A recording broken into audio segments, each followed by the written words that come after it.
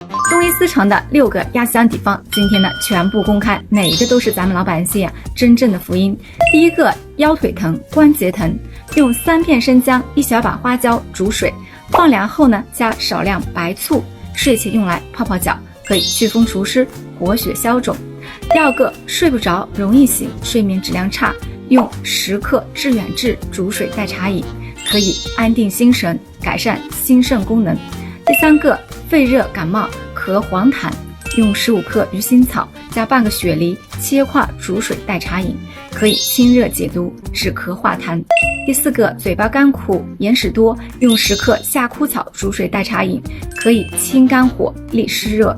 第5个，须发早白、容易掉头发，取5克女贞子煮水代茶饮，可以滋补肝肾、明目乌发。第6个，长痔疮、大便火辣辣，用10克紫花地丁煮水，放到适宜的温度呢，用来坐浴，可以清热解毒、凉血消肿。